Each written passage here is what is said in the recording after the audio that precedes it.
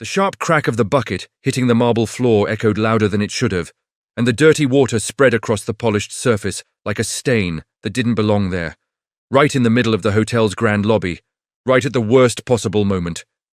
Just as every important pair of eyes seemed to be present, just as the woman in the pristine white suit slowly turned her head as if she had just discovered something offensive on the ground, something that should never have existed in a place like this. Romina felt the heat rush to her face as she tried to recover without drawing more attention. But it was already too late, because the woman stepped forward, pointed at her without hesitation, and let out a cold, amused smile before raising her voice just enough to slice through the quiet elegance of the room. "Is this a luxury hotel?" she said, her eyes dragging over Romina's damp uniform. "Or do you just let anyone walk in?" A ripple of uneasy murmurs moved through the lobby, some guests pretending not to hear, others watching openly with that quiet, curious cruelty that only appears when someone else is being humiliated, and Romina, still holding the mop, felt her body grow heavy, like the floor itself wanted to swallow her whole, but even then she forced herself to speak. "I'm just doing my job." "Your job?" The woman cut in with a short, dismissive laugh. "Then maybe someone should teach you how to clean without making a mess. This is embarrassing." Romina tightened her grip on the handle, her knuckles whitening as the humiliation burned under her skin, while no one stepped in. No one said a word, until a voice, calm, deep, and impossible to ignore, cut clean through the tension. "That's enough." The silence was immediate, absolute, and when Romina turned her head, she saw him walking toward them from the far end of the lobby, each step controlled, precise, his dark suit perfectly fitted, his expression unreadable, as if the situation had already crossed a line long before he arrived. And she recognized him instantly. Nicolas Pereira, the owner, the man who never spoke to people like her. The woman in white straightened at once, her tone shifting as she faced him with a practiced smile. "Mr. Pereira, I was just saying that your staff should maintain a higher—" But he didn't look at her, not at first. His gaze stopped on Romina for a fraction of a second, just long enough to make her feel seen in a way she didn't understand, before he stepped closer and positioned himself beside her, close enough that she could feel his presence without knowing why. "She's not staff," he said calmly. The woman frowned, confused. "I'm sorry." Nicholas tilted his head slightly, his voice steady, certain, as if the words had already been decided long before this moment. "She's my wife." The air vanished. Every whisper died before it could form, and Romina felt her heartbeat slam against her chest, as if something inside her had been violently thrown out of place, as if the ground had finally given way beneath her, while the room shifted, while the woman stared in disbelief, while reality itself seemed to hesitate. "Your wife," the woman managed. Nicholas rested a firm hand against Romina's back, a gesture that from the outside looked natural, intimate even. But inside her it sparked pure shock, because nothing about this made sense, because she had no idea why he was doing this. "Is there a problem with that?" he asked, finally meeting the woman's eyes, and this time there was no room for interpretation. She took a small step back, visibly unsettled. I didn't know." "Clearly," Nicholas replied coldly. "And I suggest you be more careful with how you treat people in my hotel." Silence fell again, heavy and final, and without waiting for another word, Nicholas turned slightly toward Romina, leaning just enough for only her to hear him, even though from the outside it still looked like part of the same controlled performance. "Don't say anything," he murmured, low and firm. "Just come with me." Romina didn't understand. But she moved anyway, leaving behind the bucket, the mop, the stairs, the humiliation, and stepping into something far more dangerous without even realizing it yet. Romina barely felt her own steps as she followed him out of the lobby, her body moving on instinct while her mind struggled to catch up with what had just happened, the echo of his words still ringing in her ears as the murmurs behind them faded into a distant hum, replaced by the quiet, controlled atmosphere of the private corridor, where the polished marble gave way to softer textures and fewer eyes. The moment the door closed behind them, the silence shifted. Romina turned toward him immediately, her grip tightening around the handle of the mop she had brought with her without even realizing it, her voice low but urgent, as everything she had held back in the lobby finally pushed forward. "What was that?" she demanded, her eyes searching his face for something that made sense. "Why would you say that?" Nicholas didn't answer right away.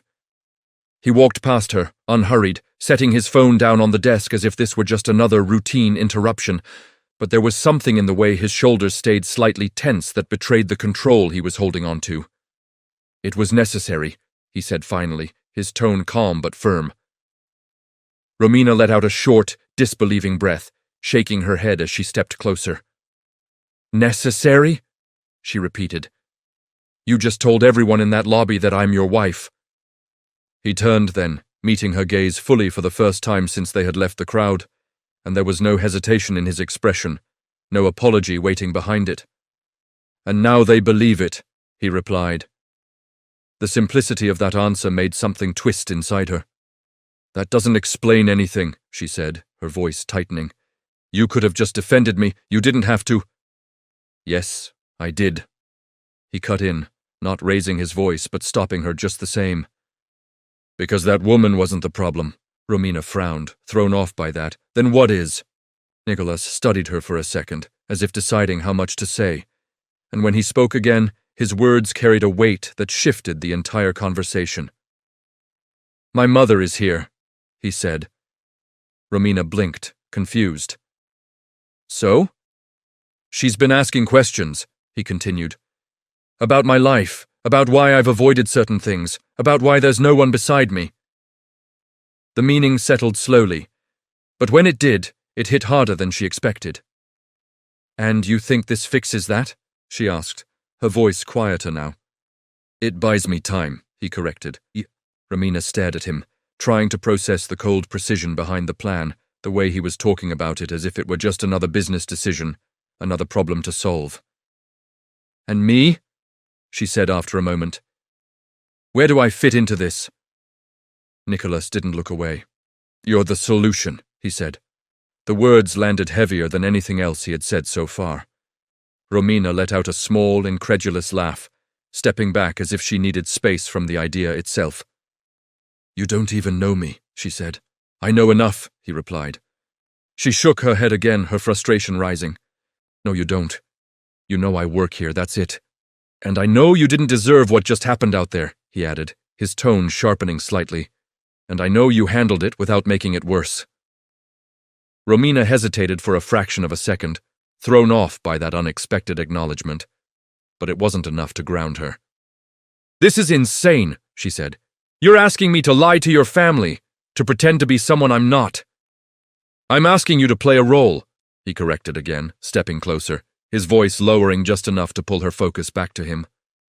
Temporarily, Romina held his gaze, searching for any sign that he didn't fully believe what he was saying, but all she found was certainty. "And when your mother asks how we met?" she pressed. "How we got married? What do I say then?"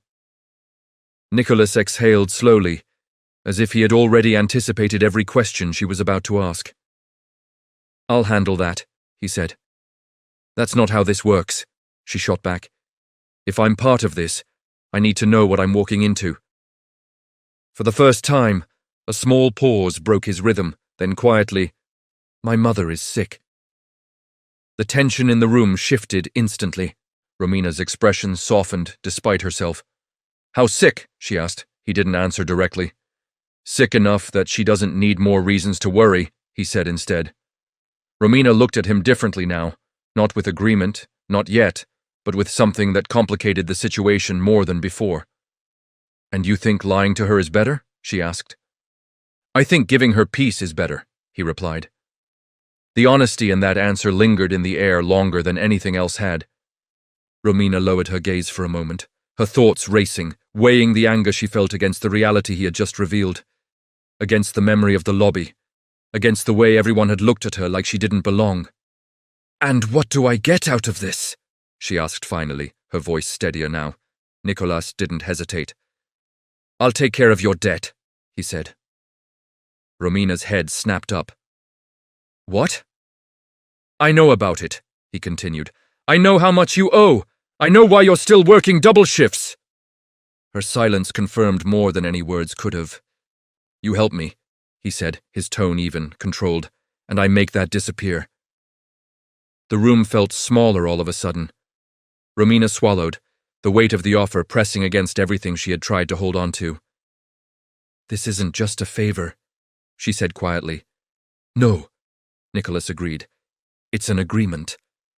She looked at him for a long moment, searching for the line between manipulation and truth, between opportunity and risk, and she realized there wasn't one, only a choice. "And if I say no?" she asked. Nicholas held her gaze without flinching. "Then we walk back out there," he said, "and you go back to being exactly who they think you are."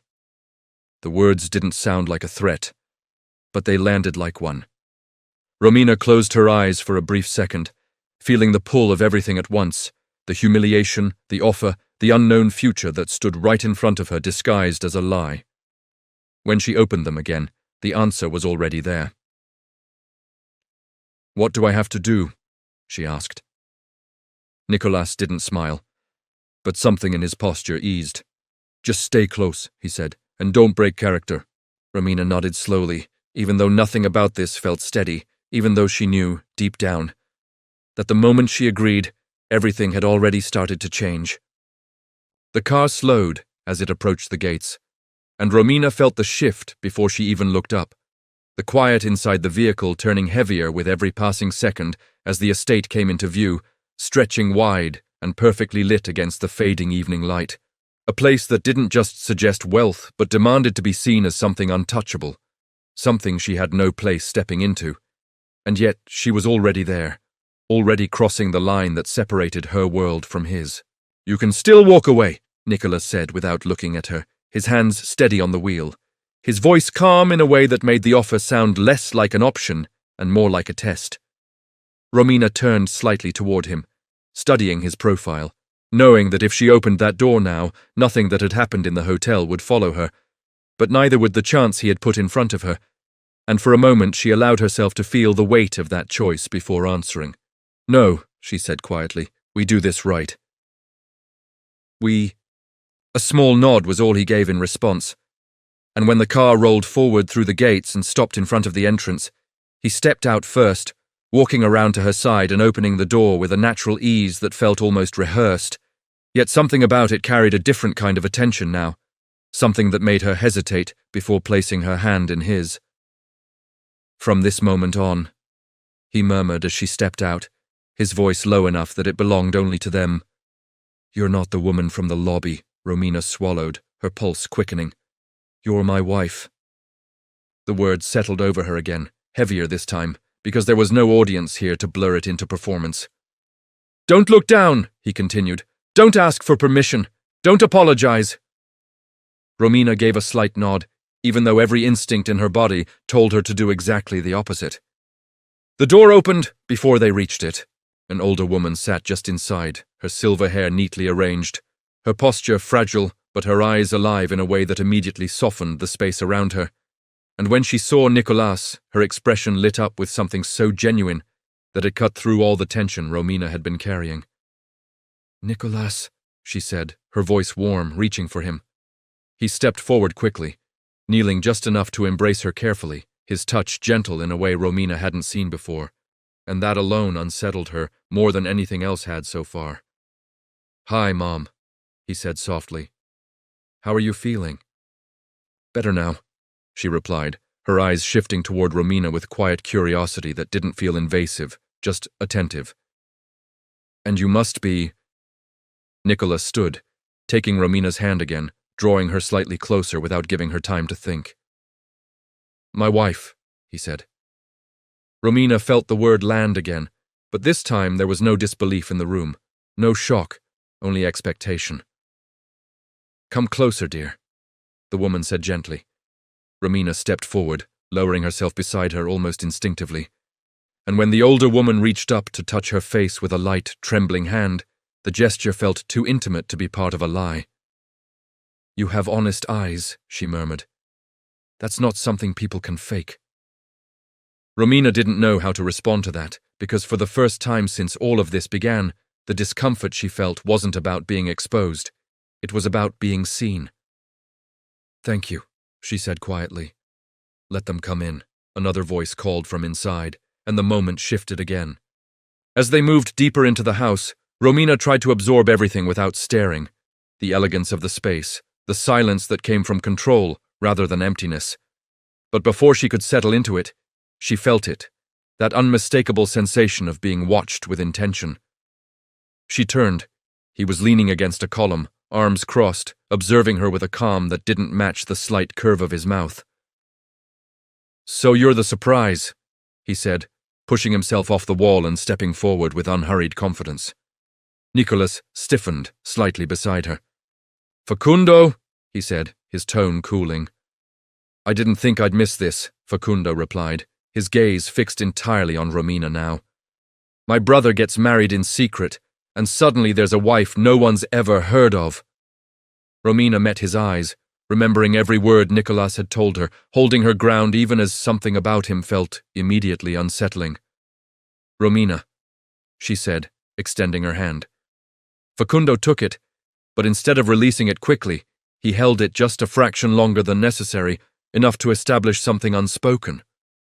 "Facundo Arrieta," he replied, "the brother who wasn't invited." "Let it go," Nicholas said, stepping slightly forward. Facundo released her hand, a faint smile lingering. "I'm just being polite," he said, "though I do have questions." "This isn't the time," Nicholas replied. "Actually," Facundo said, tilting his head, "this is exactly the time." The air tightened instantly. "Where did you meet?" he asked, looking directly at Romina. Before she could answer, Nicholas stepped in. "At the hotel," he said smoothly. "How convenient," Facundo murmured. "And how long did it take you to fall in love?" "Enough," Nicholas said, his voice sharper now. Facundo lifted his hands slightly in mock surrender.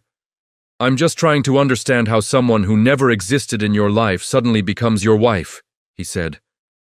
Romina stepped forward before Nicholas could respond, placing herself just slightly ahead, matching Facundo's level without hesitation. "Because not everything in his life revolves around you," she said calmly. "There are things he doesn't need to explain." Facundo watched her in silence for a moment, then smiled again, but this time there was something darker behind it. "Interesting," he said. "I like you better now." But the way he said it didn't feel like approval, it felt like a warning. From somewhere deeper in the house, Eleanor's voice called out again, breaking the moment just enough for the tension to shift. But as Romina turned to follow Nicholas, she didn't need to look back to know that Facundo's eyes were still on her, and that he wasn't done. Romina couldn't tell exactly when the atmosphere between them began to change, because the days that followed blurred into a sequence of carefully managed moments. Dinners that felt staged at first, but slowly loosened into something more natural. Conversations that began as part of the act and ended somewhere neither of them had planned. And in between all of that, something subtle but undeniable started to settle in the spaces where no one was watching. "Relax your shoulders," Nicholas said one afternoon, leaning casually against the back of a chair while watching her move across the living room, his tone light but observant in a way that made her aware of every step she took. "You walk like you're asking permission to exist." Romina stopped mid-step, turning toward him with a mix of irritation and discomfort that she didn't bother hiding, because the truth of it hit too close to something she had spent years trying to control. "That's because I always had to," she replied, crossing her arms. "You don't just unlearn that overnight." Nicholas studied her for a moment, as if that answer had revealed more than she intended, before pushing himself off the chair and stepping closer, his expression shifting just enough to lose some of its distance. "You don't have to here," he said quietly. "No one's going to push you out the back door." Something about the way he said it unsettled her more than it reassured her, and she turned away, walking toward the window, as if the view could anchor her back into something familiar, something that didn't feel like it was slowly slipping out of control. "Don't get it twisted," she muttered. "This is still an agreement." "I know," he said without hesitation. But the silence that followed didn't feel convincing. The days continued like that, rehearsals disguised as routine, small corrections that blurred into genuine attention, and despite her efforts to maintain distance, there were moments when she forgot. moments when laughter came easier than it should have, when his presence stopped feeling like part of the plan and started feeling like something she couldn't easily define.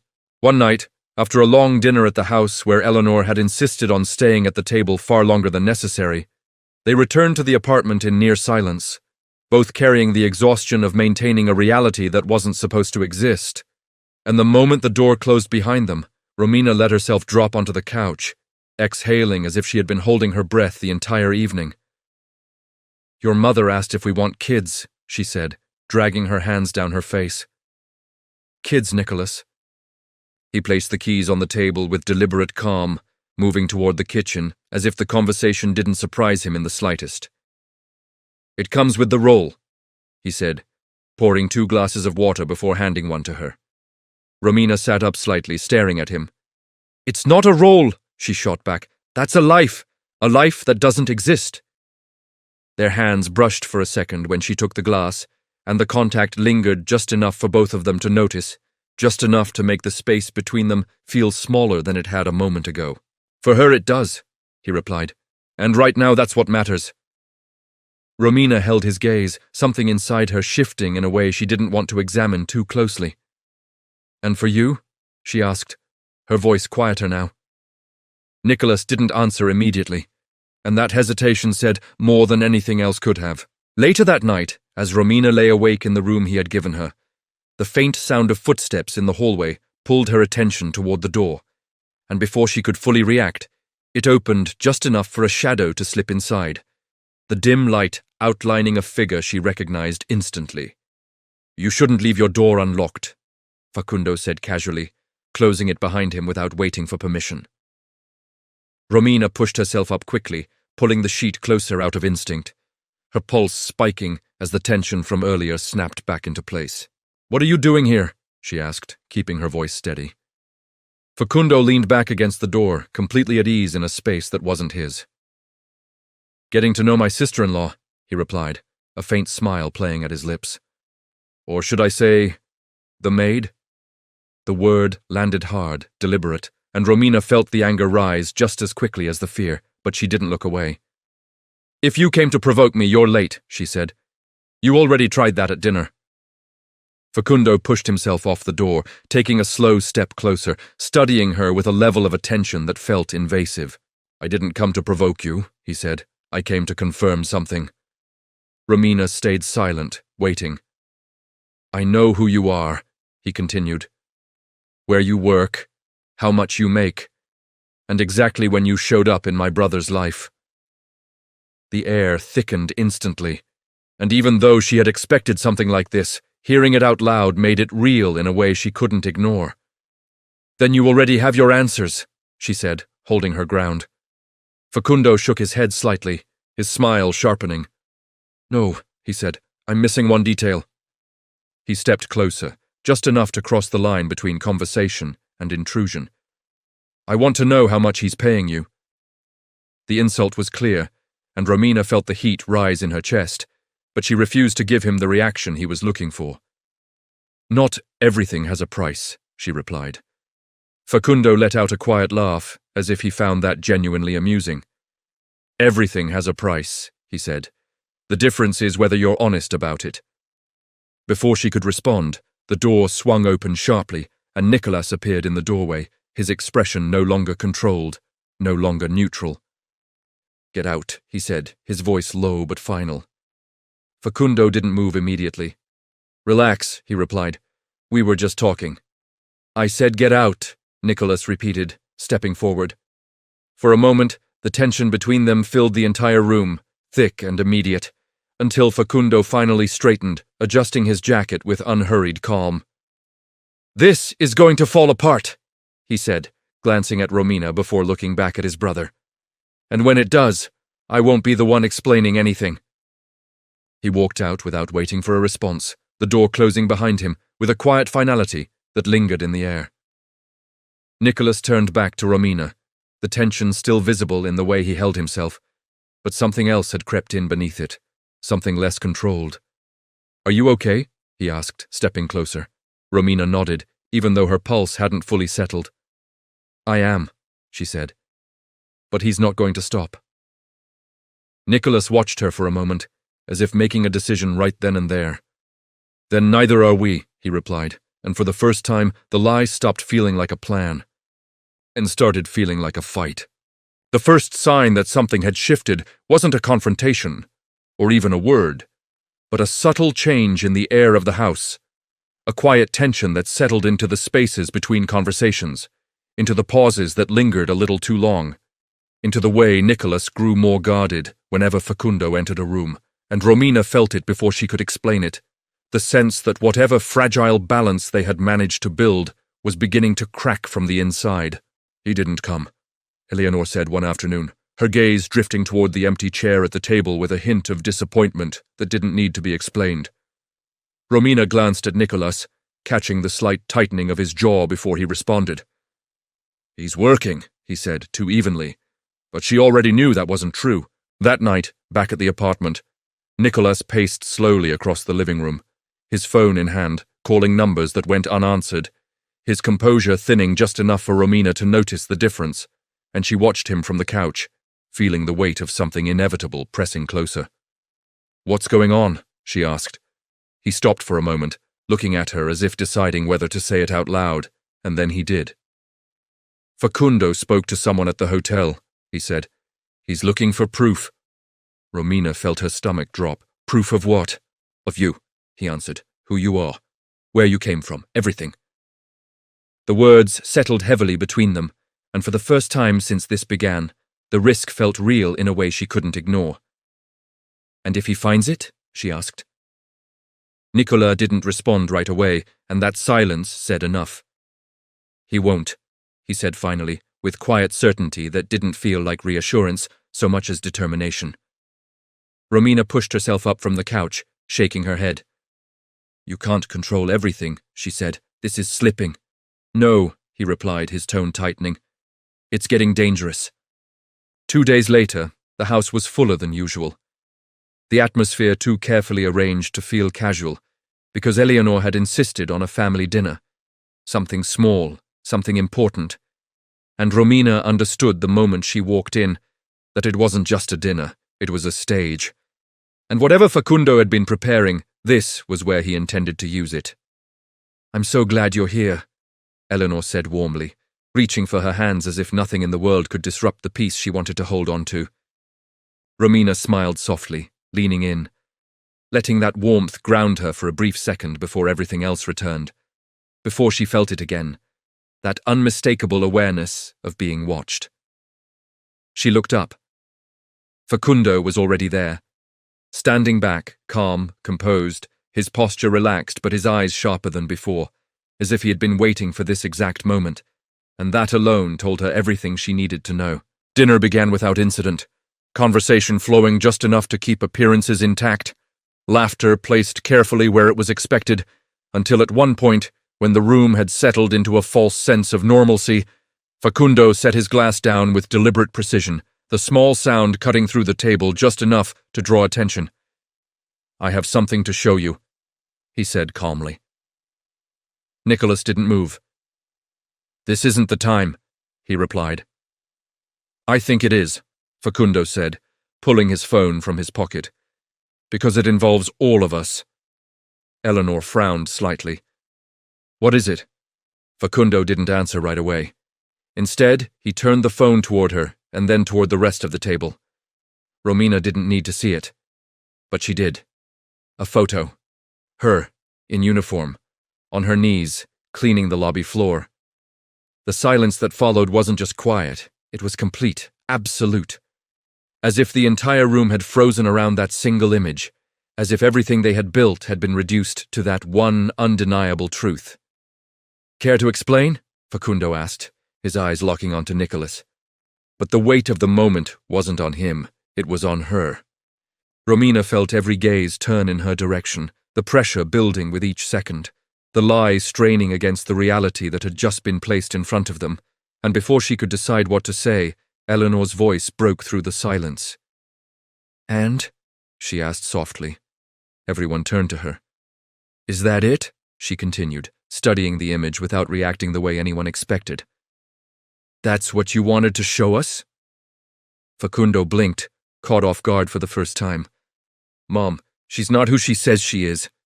Eleanor lifted her gaze slowly, looking first at Romina, then at Nicholas, and finally back at her son, her expression calm in a way that dismantled the tension rather than feeding it.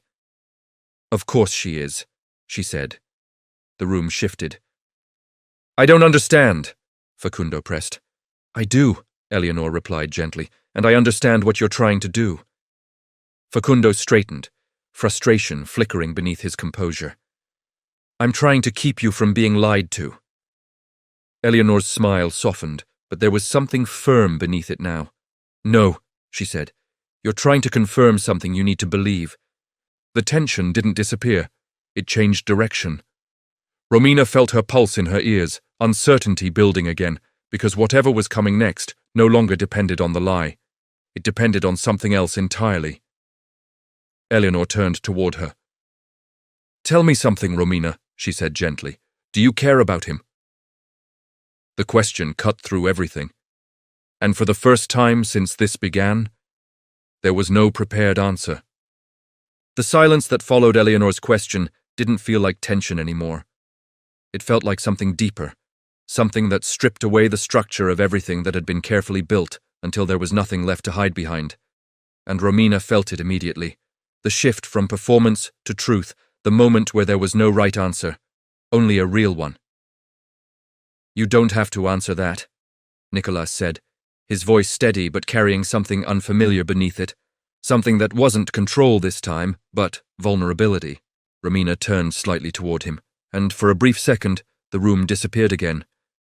Just like it had in the lobby, just like it had in every moment where something between them had slipped out of the script. Because in that look she didn't see the man who had made a deal with her. She saw the man who had started to mean something without asking for it. And that was what made this harder than anything else. "Yes, I do," she said quietly. Facundo watched in silence, no longer amused, no longer dismissive, but focused, as if he understood that this was the moment everything would either collapse or transform. Romina shifted her gaze back to Eleanor, and this time she didn't hesitate to meet her eyes. "No," she said first, her voice clear. The air tightened instantly. Nicholas lowered his gaze slightly, the reaction subtle but impossible to miss, and Facundo let out the faintest breath of satisfaction, as if the outcome had already been decided. But Romina didn't stop. "I didn't care at first," she continued, her voice steadier now. "This started as an agreement, a lie." Eleanor didn't interrupt. "I needed something," Romina went on, "and so did he, so we made it work." Facundo crossed his arms, leaning back as if he had already won. "But that's not what you're asking," Romina said, her eyes returning to Eleanor. "You're not asking how it started." Eleanor gave a small, almost imperceptible nod. "I'm asking what it is now," she said softly. Romina took a breath, feeling the weight of everything she had avoided finally settling into place. "You're asking if I care now," she said. Nicholas lifted his gaze again, this time not looking away. Romina met his eyes for just a second before answering. "Yes." The word didn't need emphasis. It landed on its own. "Yes, I do," she repeated, holding Eleanor's gaze now. "More than I planned to." The silence that followed changed shape completely, no longer fragile, no longer uncertain, but grounded in something undeniable, something that couldn't be undone by a photo or a lie exposed too late. Facundo's expression hardened. Nicholas didn't move, but something in him shifted, something that broke through the control he had held onto from the beginning.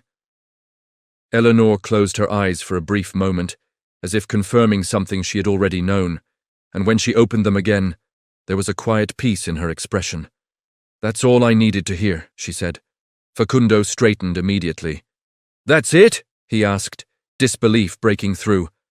"After everything I just showed you?" Eleanor turned her head toward him calmly. "You showed me a picture," she said. "I asked something far more important." "They're lying to you," Facundo insisted, stepping forward now. "This is a setup." "It was," Eleanor corrected gently. "Not anymore." The distinction hit harder than any accusation. Facundo looked to Nicholas, searching for resistance, for denial, for something that would restore control, but he found nothing. "Say something!" he demanded. Nicholas held his gaze for a long moment before answering. "No," he said. "She already did." Facundo let out a short, humorless laugh. "So, that's it?" he said. "You're risking everything for this?" Nicholas didn't hesitate. "I'm choosing," he replied. The shift was immediate, visible, final. "Of course you are," Facundo muttered, his tone darkening. "You always do." "This isn't about you," Nicholas said. "It never is," Facundo shot back. The tension snapped into something sharper, something closer to a fracture than a conflict. Until finally Facundo looked back at Romina, and this time there was no curiosity left, no calculation, only something colder. "This doesn't end here," he said. Then he turned and walked out, the echo of his steps fading into the distance as the room slowly exhaled.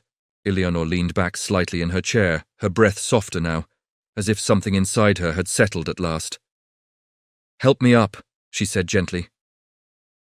Romina moved immediately, stepping beside her, offering her arm without hesitation, and when Eleanor took it, the contact felt real in a way nothing else had before. "Thank you," Eleanor murmured as she rose. "Not for tonight. For staying." Romina didn't answer. She didn't need to. When they were finally alone, Nicholas stepped closer, the distance between them no longer defined by roles or expectations, but by something uncertain and unspoken. "You didn't have to do that," he said. Romina looked at him steadily. "Yes, I did," she replied, "because if I didn't say it now, I never would have." Nicholas lowered his gaze for a moment, and when he looked back at her, there was nothing controlled left in his expression. "This isn't an agreement anymore," she added. "I know," he said quietly. The silence that followed wasn't empty.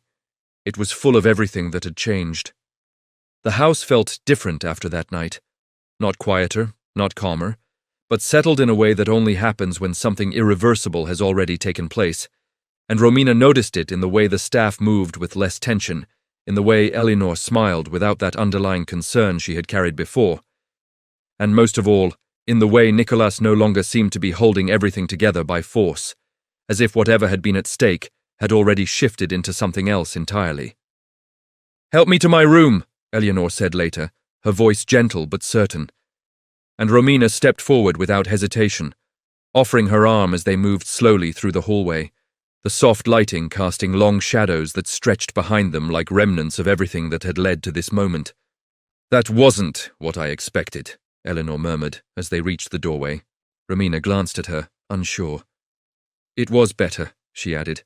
Romina let out a quiet breath, lowering her gaze for a second. "I didn't mean to—" Eleanor's hand tightened slightly around hers, stopping her. "Don't apologize," she said softly. "Truth doesn't need permission." The words lingered as Romina helped her settle into bed, adjusting the blanket with careful hands, unsure whether to leave or stay, until Eleanor reached for her again, holding her there just a moment longer. "There's something I didn't tell them," she said. Romina felt her pulse quicken. "What is it?" Eleanor looked at her with calm clarity. "I already knew," she said. The silence that followed wasn't confusion, it was confirmation. "Since when?" Romina asked quietly. "From the beginning," Eleanor replied. "Nicholas can control many things, but not the way he looks at someone when they matter." Romina didn't know where to look after that. "And you," Eleanor added with a faint smile, "are not nearly as good at pretending as you think." Romina let out a small, breathless laugh, shaking her head slightly. "Then why didn't you say anything?" Eleanor leaned back against the pillows. "Because I didn't need to," she answered. "I just needed to see what you would do with it." The weight of that settled deeply. "And now I have," she continued, "so I can rest." Romina tightened her grip on her hand without realizing it. "Don't say that," she murmured. Eleanor smiled, not with sadness, but with something softer. "We all leave," she said. "What matters is what we leave behind." Romina swallowed hard, unable to respond. When she stepped back into the hallway, Nicholas was there, waiting. leaning against the wall as if he had been standing in the same spot the entire time. And the moment their eyes met, something unspoken passed between them, something that no longer needed explanation. "How is she?" he asked. "At peace," Romina replied. He nodded, but didn't move. "We need to talk," he said after a moment. Romina exhaled slowly. "Yes," she agreed. They walked into the living room together, but this time there was no performance left to maintain, no one to convince, only the truth that had been forced into the open, and the question of what to do with it. "This ends now," Nicholas said, his voice steady. "There's no way to continue like this after tonight." Romina nodded, because she had already reached that conclusion. "I know. I'll take care of everything we agreed on," he continued. "The debt, all of it." Romina looked at him carefully. "That's not why I stayed," she said. He frowned slightly. "Then why did you?" Romina lowered her gaze for a brief moment, searching for the simplest version of something that had become too complicated to explain. "At first it was," she admitted. "But not anymore." Nicholas watched her closely, something shifting again beneath the surface. "That changes things," he said quietly. "No," Romina replied. "It makes them harder." The silence that followed didn't feel like distance. It felt like a line neither of them knew how to cross. "If I stay," she said after a moment, "it can't be like before." Nicholas took a step closer, careful, deliberate. "I don't want it to be," he said. Romina lifted her gaze, holding his.